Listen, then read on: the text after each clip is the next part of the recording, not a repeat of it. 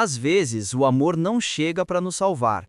Ele chega para nos lembrar que não precisamos fazer tudo sozinhos. Há pessoas que carregam o mundo nos ombros e fazem parecer que é leve. Clara era uma delas. Aos 28 anos, seus olhos tinham o brilho cansado de quem já lutou 1000 batalhas silenciosas e ainda assim continuava de pé. A cidade estava fria naquela manhã de setembro. As ruas pareciam mais estreitas, as cores mais apagadas, como se o mundo inteiro estivesse em tons de cinza. E no meio daquele caos molhado, Clara caminhava. Não tinha guarda-chuva, nunca tinha. Não porque esquecia, mas porque havia coisas mais urgentes do que sua própria proteção. Seu pai estava doente, sua mãe desempregada. As contas acumulavam como as nuvens, pesadas, escuras, inevitáveis. E Clara era a única ponte entre a esperança e o desespero daquela família. Ela trabalhava em uma cafeteria simples no centro da cidade. Um lugar pequeno, com mesas de madeira velha e o cheiro permanente de café recém-passado. Ali, Clara servia sorrisos que não sentia e guardava lágrimas que ninguém via. Todos os dias começavam da mesma forma. Às 5 da manhã, Clara acordava no silêncio que precede o amanhecer. Preparava o café do pai, organizava os remédios, deixava um bilhete carinhoso para a mãe. "Vai dar tudo certo", ela escrevia. E precisava acreditar nisso, porque se ela não acreditasse, quem acreditaria? O trajeto até o trabalho era longo. 40 minutos de ônibus, em pé, espremida entre desconhecidos. Mas Clara não reclamava, nunca reclamava. Tinha medo de que, se começasse, não conseguiria mais parar. Na cafeteria, ela era apenas mais uma funcionária. O patrão mal olhava para ela. Era um homem seco, de poucas palavras e nenhum afeto. Os clientes? A maioria nem notava sua existência. Alguns eram grosseiros, reclamavam do café frio, do serviço lento, de coisas que não eram culpa dela. E Clara apenas sorria, pedia desculpas, refazia, e engolia a humilhação junto com um nó na garganta. Suas mãos contavam histórias que sua boca jamais diria. Eram mãos de quem não parava, de quem não podia parar, porque parar significava cair, e cair significava arrastar todos consigo. À noite, quando finalmente voltava para casa, Clara olhava no espelho e mal reconhecia a mulher refletida. Onde estava a menina que sonhava? Onde estava a jovem que acreditava em finais felizes? Ela não sabia mais. Só sabia que precisava acordar novamente no dia seguinte e fazer tudo de novo. E então, em uma tarde de chuva impossível, ele entrou. Leonardo, um homem de 32 anos, com ares de alguém que pertencia a outro mundo. Terno impecável, mesmo molhado, postura ereta, olhar distante, mas não arrogante. Apenas perdido. Ele pediu um café preto, simples, sem açúcar, sem pressa. Clara não costumava reparar nos clientes, mas havia algo naquele homem, algo nos olhos dele que ela reconhecia. Solidão, a mesma que habitava os dela. Quando foi dar o troco, suas mãos se encontraram. Por um segundo, apenas um segundo, o tempo pareceu mais gentil. As moedas caíram. Clara se abaixou, envergonhada. Leonardo se abaixou junto. Ele disse para ela não se preocupar, que não precisava se desculpar por ser humana, e aquelas palavras simples tocaram Clara de uma forma que ela não soube explicar. Aquele encontro poderia ter sido apenas mais um, mas não foi, porque no dia seguinte ele voltou. E no outro. E no outro. Sempre no mesmo horário, sempre a mesma mesa perto da janela. Sempre o mesmo café preto. E sempre o mesmo olhar procurando o dela. Algo estava mudando. Devagar. Silencioso. Como uma semente que brota na terra úmida depois da tempestade. As palavras começaram devagar. Frases curtas trocadas entre um gole de café e outro. Mas cada palavra carregava um peso. O peso de quem tinha tanto guardado por dentro. Ele perguntou se ela sempre havia trabalhado ali. Clara respondeu que sim, há 3 anos. Não era grande coisa, mas pagava as contas. ou tentava. Disse que falava como se precisasse se desculpar por trabalhar, e Clara riu sem humor. Talvez precisasse mesmo. O mundo esperava tanto da gente e a gente nunca parecia ser suficiente. Leonardo disse que entendia mais do que ela imaginava, e então contou. Sobre o pai que perdeu aos 15 anos, sobre a mãe que nunca voltou a sorrir, sobre a fortuna que herdou, mas que nunca encheu o vazio. Ele tinha tudo o que as pessoas desejavam: uma empresa de sucesso, um apartamento enorme, convites para lugares que a maioria nunca conheceria. Mas voltava para casa e o silêncio era ensurdecedor. Ninguém perguntava como foi seu dia, ninguém se importava se estava bem. Era cercado de gente, mas nunca se sentiu tão sozinho. Clara disse que sabia o que era isso. Ser forte o tempo todo até esquecer como é ser fraco. E ali, naquela mesa simples, entre xícaras vazias e palavras verdadeiras, nasceu algo raro. Não era paixão explosiva, era reconhecimento. Era encontrar um espelho na alma do outro. Leonardo disse que ela era a pessoa mais forte que ele conhecia. Clara baixou os olhos e sussurrou que não era forte.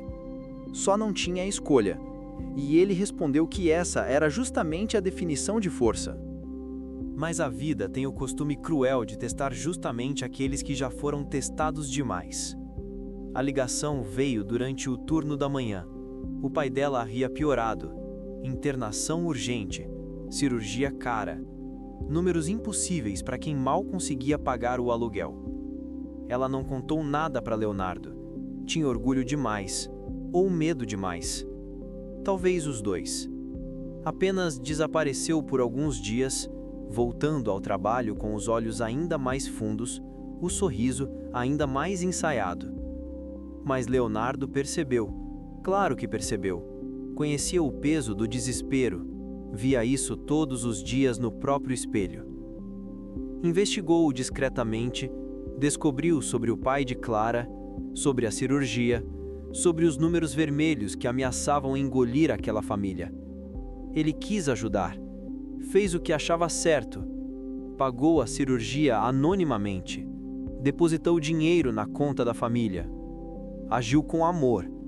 Mas esqueceu que amor, sem comunicação, pode doer tanto quanto o abandono. Quando Clara descobriu, sentiu como se o chão tivesse desaparecido sob seus pés. Não era gratidão o que sentia. Era raiva. Era humilhação. Era a sensação de que nunca seria vista como igual, apenas como mais um projeto de caridade. Ela o confrontou em sua própria empresa. Perguntou como ele pôde fazer aquilo. Leonardo tentou explicar que só queria ajudar, mas Clara não conseguia ouvir. Disse que não precisava ser salva, que não era um projeto de caridade. Leonardo tentou dizer que a amava, que só queria estar ao lado dela, mas Clara, com a voz quebrando, acusou-o de sentir pena, não amor. Disse que era piedade, não paixão, e que ele havia agido pelas costas porque sabia que ela recusaria, porque no fundo havia como uma coitada que precisava de resgate. Leonardo ficou paralisado, sem palavras, e Clara saiu, deixando para trás não apenas um homem, mas a única pessoa que havia feito seu coração acreditar novamente. E assim, o que estava se construindo desmoronou, porque às vezes o amor chega, mas o orgulho ferido fala mais alto. 3 semanas se passaram. 3 semanas de silêncio. 3 semanas de Clara fingindo que estava bem quando estava se despedaçando por dentro. A cafeteria ia mal. O patrão havia anunciado que fecharia em 2 meses. Não havia clientes suficientes. Não havia lucro suficiente. As contas continuavam chegando. O pai, embora recuperado da cirurgia, precisava de cuidados caros, medicamentos contínuos, acompanhamento médico. E Leonardo? Leonardo desaparecera de sua vida tão rápido quanto havia entrado. A mesa perto da janela permanecia vazia. Ninguém mais pedia café preto sem açúcar. E Clara, mesmo fingindo que não se importava, olhava para aquela cadeira vazia e sentia um vazio ainda maior dentro de si. Uma noite, quando todos dormiam, Clara desmoronou. Sentou-se no chão da cozinha, abraçou os joelhos e finalmente permitiu que as lágrimas viessem. Todas elas. Todas que havia guardado, engolido, escondido. Por que não conseguia pedir ajuda? Por que precisava ser forte o tempo todo? Por que amar doía tanto quando era verdadeiro? Ela sempre achou que amar significava não ser um peso. Que amar era resolver tudo sozinha. Que pedir ajuda era sinal de fraqueza. Mas, talvez ela tivesse errado o tempo todo. Talvez amar fosse justamente permitir que o outro carregasse junto. Talvez a maior força fosse ser vulnerável. Pela primeira vez em anos, Clara admitiu para si mesma. Ela estava cansada. Cansada de carregar tudo sozinha. Cansada de ser forte. Cansada de fingir que não precisava de ninguém. Na manhã seguinte, Clara abriu a cafeteria pela última vez. Em 7 dias, as portas se fechariam para sempre. Era o fim de um ciclo. E talvez, pensou ela, fosse também o fim de suas forças. E então ele entrou. Não mais o empresário elegante, apenas Leonardo, um homem simples, com roupas comuns, mas com olhar determinado.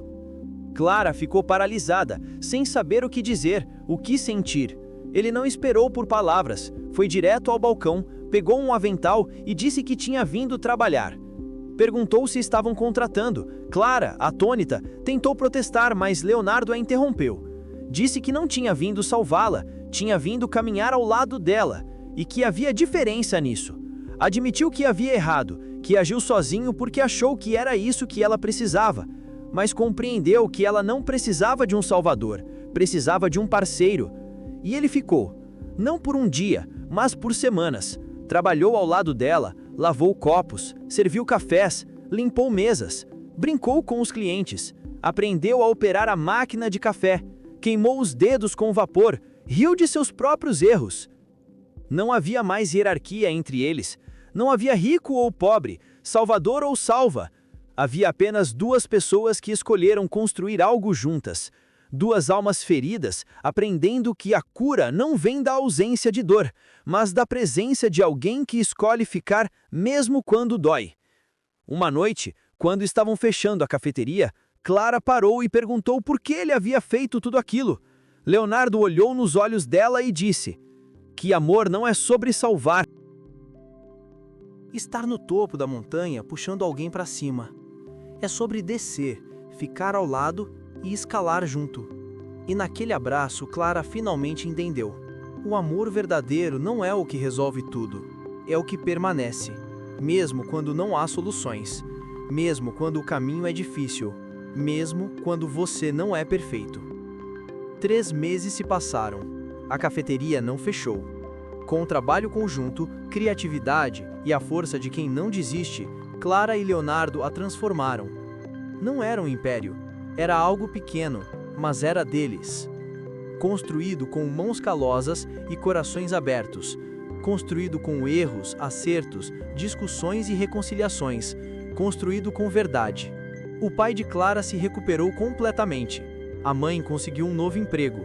E Clara finalmente aprendeu que pedir ajuda não é fraqueza, é coragem, é humanidade, é a maior prova de confiança que podemos dar a alguém. Leonardo disse uma noite que não tinha vindo àquela cafeteria para encontrá-la, tinha vindo para se encontrar, e foi nos olhos dela que ele viu quem realmente queria ser.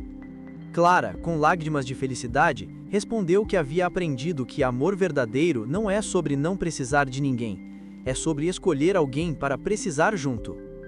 O amor que veio depois da tempestade não foi um amor que salvou, foi um amor que permaneceu, que não teve medo da lama, das lágrimas, dos dias cinzentos. Foi o amor que disse: eu não vou te tirar da tempestade, mas vou segurar tua mão enquanto ela passa. E às vezes é disso que a gente precisa, não de alguém que resolva tudo, mas de alguém que fique, que escolha ficar, não apesar da nossa dor, mas mesmo com ela, porque reconhece que a dor faz parte de quem somos, e que somos amáveis justamente por sermos imperfeitos, feridos, humanos. Porque o amor verdadeiro não é o que vem nos dias de sol, é o que nasce na chuva e floresce mesmo quando o chão ainda está molhado. É o que cresce nas rachaduras. é o que encontra beleza nas cicatrizes. E Clara e Leonardo provaram que os finais felizes não são sobre nunca ter problemas, são sobre encontrar alguém que escolhe enfrentá-los ao seu lado, são sobre construir algo verdadeiro em meio ao caos. São sobre descobrir que você nunca esteve sozinha, estava apenas esperando alguém que merecesse sua vulnerabilidade.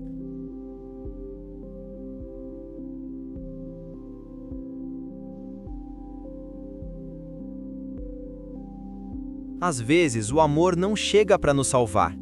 Ele chega para nos lembrar que não precisamos fazer tudo sozinhos.